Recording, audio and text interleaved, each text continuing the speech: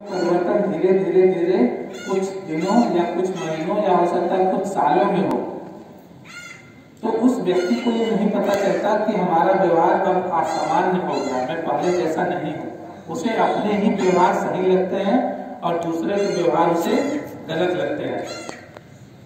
तो उसके घर परिवार पड़ोस या मित्र लोगों को ये समझना होता है कि नहीं, इसका व्यवहार पहले से अलग है, अभी पहले जैसा नहीं रहा, जरूर इसके साथ कोई समस्या है। तो क्यों न उनसे एक बार चिकित्सक के पास ले जाएं और उनसे सलाह ले लें, है ना। वो कभी स्वीकार नहीं करेंगे कि मैं मानसिक रोग हूं। उनसे आप कहेंगे कि चलो तुम्हारा इलाज करवाएंगे, तो भी वो जाने के लिए तैयार नहीं होंगे, क्योंकि उन्हें लगता ही नहीं कि वो बीमार है। ठीक है, तो हमारी जिम्मेदारी है कि हम उन्हें सही जगह ले जाए। ठीक है, ये तो अगर कुछ सामान्य रोगों से संबंधित बातें। अब हम कुछ आप लोगों से जुड़ी बातें करेंगे। अभी कोविड-19 जैसी महामारी समाप्त नहीं हुई है, कई दिन तक स्कूल कॉलेज वगैरह बंद रहे, जिससे पढ़ाई बाधित हुई।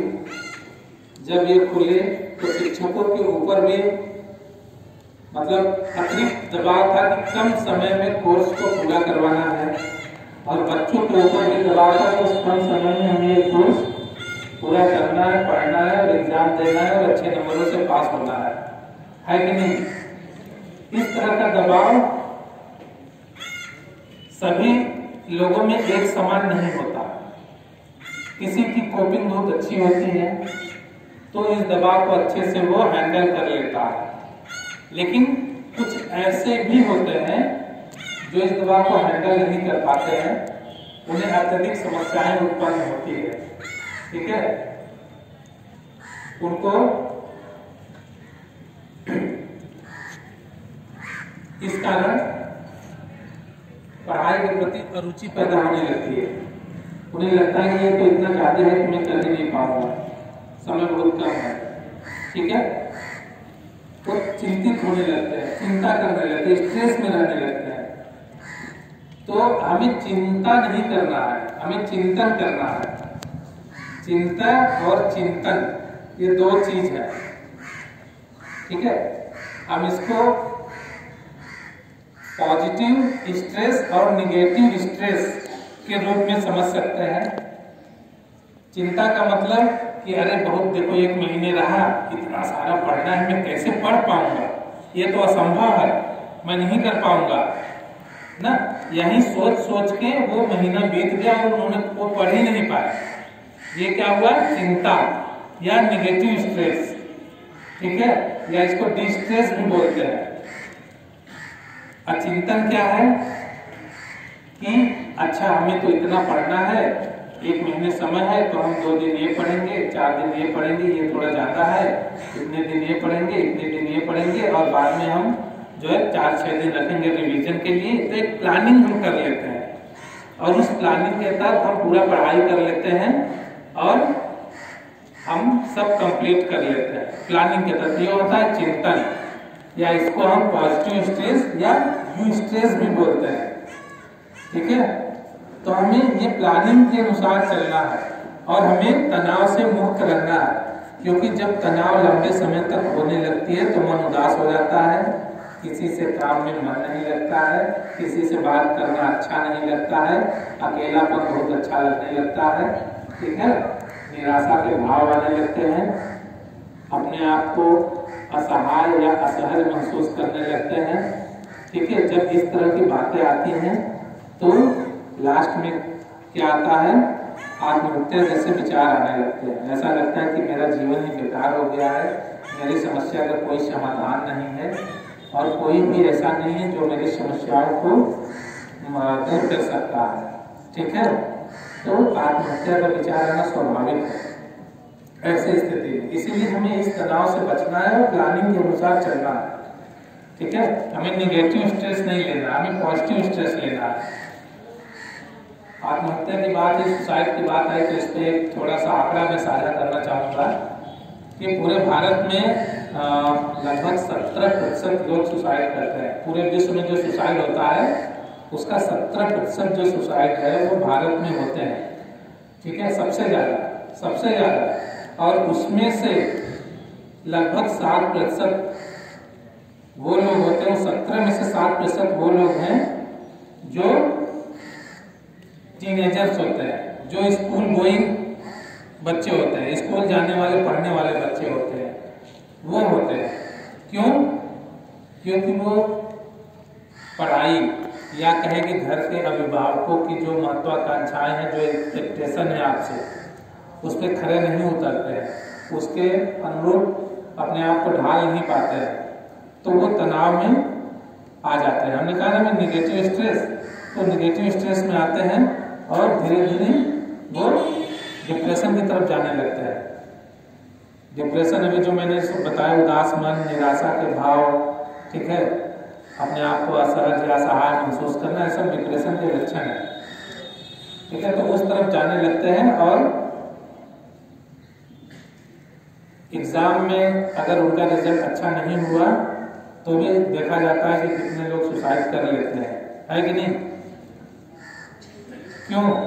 अगर हमारे अनुरूप हमारा रिजल्ट नहीं आया तो सुसाइड क्यों करना? मौके तो और हैं, ठीक है कि नहीं? आप फिर कोशिश कर सकते हैं। तो इन सब चीजों से बचना है और प्लानिंग के अनुसार चलना है।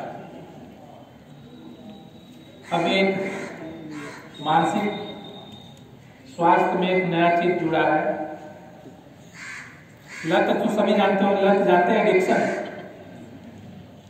आदत अच्छी भी हो सकती है, आदत बुरी भी हो सकती है, लेकिन जो लत होती है वो हमेशा बुरी होती है, चाहे अच्छी चीजों की लत हो चाहे खराब चीजों की लत हो। तो एडिक्शन बहुत ही खराब होता है, चाहे वो नशे का हो, ठीक है, नशा समझ गए ना, जो भी नशा होता है उसका जो लत लग जाता है लोगों को।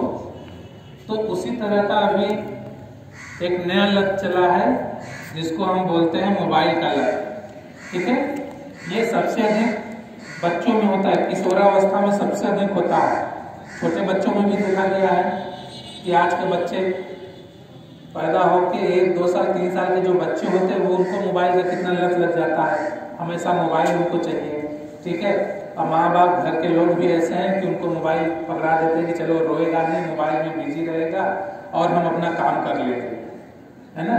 लेकिन उनको नहीं पता कि उस बच्चे को उसका लत लग जाएगा, ठीक है। और जिससे बहुत सारी ऐसी चीजें जो उस समय बच्चे को सीखना चाहिए वो नहीं सीख पाता है। खाना नहीं खा रहा है, मोबाइल दे दिए, ठीक है, फिर आदत लग जाती है कि बिना मोबाइल के बच्चे खाना नहीं खाएंगे। ऐसे किशोरावस्था में भी कई सारे लत लगती है।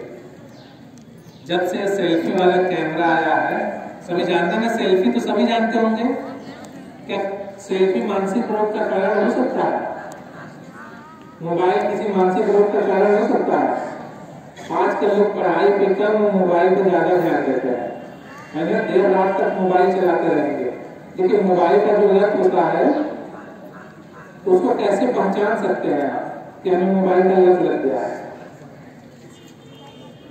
विश्व स्वास्थ्य संगठन, सभी जानते होंगे, WHO, विश्व स्वास्थ्य संगठन, नाम सुना होगा।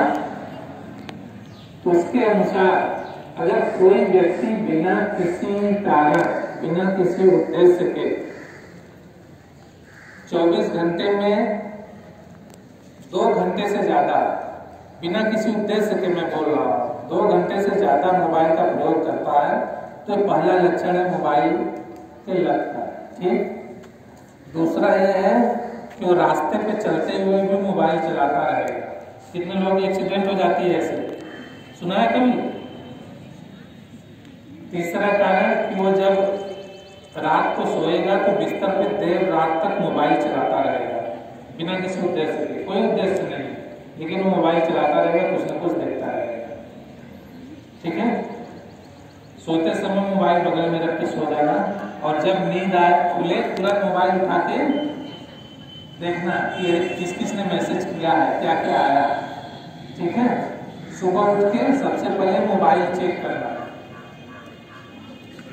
ये कुछ मोबाइल एडिक्शन के लक्षण है, तो इनसे दूरी बना के रखें। पढ़ाई पे ज्यादा ध्यान दें, मोबाइल का उपयोग करें मैं नहीं कहता उसका बंद कर दे, लेकिन एक नियम बना ले कि हम इतना देर ही मोबाइल का उपयोग करेंगे, पढ़ाई के कार्यों से करें, मनोरंजन के कार्यों से करें, ठीक है। तो लेकिन एक लिमिटेड टाइम के लिए, ये नहीं कि पढ़ाई साइड में रख के हम मोबाइल का ही उपयोग कर रहे हैं, ठीक है।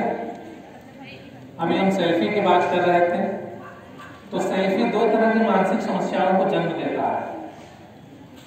एक होता है डिप्रेशन और दूसरा होता है ओसीडी, ऑब्सेसिव कंपल्सिव डिसऑर्डर, ठीक है। अभी पढ़े होंगे शायद कुछ लोगों के पास पंपलेट गया हो, उसमें है। अब ये कैसे देता है, कैसे ये दो तरह के मानसिक रोगों को जन्म देता है। सेल्फी हम क्यों लेते हैं, कोई बता सकता है सेल्फी कोई क्यों लेता है?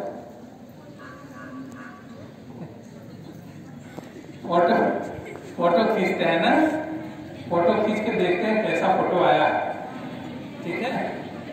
फिर उसको क्या करेंगे, उस फोटो को अपलोड करेंगे ना, क्यों? ताकि लोग देखें, लाइक्स करें, ठीक है ना। ऐसा होता नहीं होता है, इसीलिए करते हैं ना। अरे देखो उसको जो है 300 लाइक्स मिले थे, तो हम उससे ज्यादा लाइक्स हमको चाहिए, ठीक है, हम उसको दिखाएंगे, ठीक है। तो उसके लिए एक अच्छी सेल्फी की आवश्यकता होगी, परफेक्ट सेल्फी। परफेक्ट सेल्फी कैसे आएगा? हम किसी ऐसे जगह का चयन करें जहां अगर हम फोटो सेल्फी लेके अपलोड कर दें, तो क्या देखो ये इतना अच्छा जगह पे लिया है सेल्फी, नहीं देखो ये टावर पे चढ़ के ले लिया है, देखो ट्रेन के सामने एकदम सेल्फी ले रहा है कि नहीं? क्या है, ये जान को जोखिम में डालना है कि नहीं है, ठीक है। बावजूद इसके अगर हमने ये कर लिया, इसके बावजूद अगर हमें लाइक्स कम मिले, देखिए ये तो हंसने वाली बात है, लेकिन गंभीरता को समझिए। इसके बाद भी अगर लाइक्स कम मिले तो मन में क्या विचार आएगा? आप अभी उसको नहीं समझ सकते। मन में विचार आता है, क्योंकि इस तरह के कई केस हम लोगों ने देखा है, इसलिए मैं वो साझा कर रहा हूँ, वो अनुभव साझा कर रहा हूँ। मन में विचार आता है कि क्यों इतना कोशिशों के बावजूद भी मुझे लोग क्यों नहीं पसंद करते, लाइक्स का मतलब पसंद करना, क्यों नहीं पसंद करते? कहीं ऐसा तो नहीं कि मेरे शारीरिक बनावट में कुछ कमी हो? देखिए जो बता रहा हूँ ये किशोरावस्था में ही सबसे अधिक होता है, और आप लोगों की उम्र में, इसीलिए आप लोगों को बता रहा हूँ, ठीक है। मन में यही विचार आता है कि पसंद क्यों नहीं करते, कहीं मेरे शारीरिक बनावट में तो कमी नहीं है कि मैं औरों जैसा नहीं दिखता हूँ, कहीं ऐसा नहीं बहुत जो खराब हो, बहुत क्रोध हो, ठीक है। इस तरह के विचार मन में आते हैं, तो व्यक्ति क्या करता है या वो बच्चा क्या करता है कि लोगों से दूरी बनाने लगता है, लोगों से बात करने में कतराता है कि क्या सोचेगा कि देखो ये ऐसा दिखता है, ठीक है। इस तरह के मन में विचार आएंगे, उसके अंदर हीन भावना आ जाती है, जिसको इंफीरियोरिटी कॉम्प्लेक्स बोलते हैं। सभी लोग जानते हैं ना इंफीरियोरिटी कॉम्प्लेक्स, हीनता की भावना आने लगती है।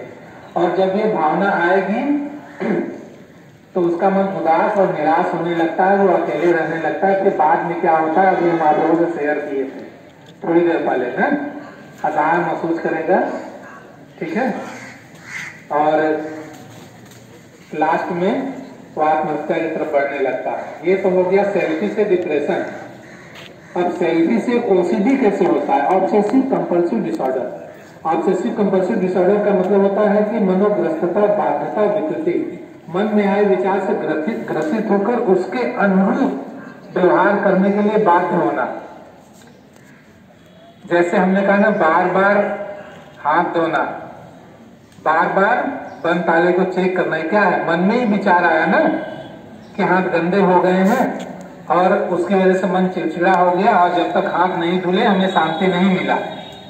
ऐसे सेल्फी में होता है, बार बार सेल्फी लेना, ठीक है। जब भी कोई व्यक्ति एक दिन में 10 से अधिक सेल्फी लेता है तो उससे बोलते हैं सेल्फाइटिस, एक बीमारी होती है सेल्फाइटिस। लेकिन अगर वही सेल्फी लेने की जो संख्या है प्रतिदिन 50 से ऊपर है तो उसे ओसीडी बोलते हैं, क्या कोई सवाल है? उसे ओसीडी बोलते हैं, मनोग्रसिता बाध्यता विकृति, की उसी कार्य को या एक ही कार्य को बार बार कर रहा है, अपने विचारों से ग्रसित होकर कि अच्छा सेल्फी नहीं आया, अच्छा सेल्फी नहीं आया, और बार बार वो वही सेल्फी लेता रहता है और वो उसकी आदत में आ जाती है। ठीक है, वो इस बीमारी का शिकार हो जाता है। अब कुछ ये मानसिक रोग के बारे में तो बहुत बातें हो गई। अब हम मानसिक स्वास्थ्य को अच्छा कैसे रख सकते हैं, अब हम इसके बारे में भी थोड़ा बात कर लें। क्या धूप लग रही है क्या? रोज चलिए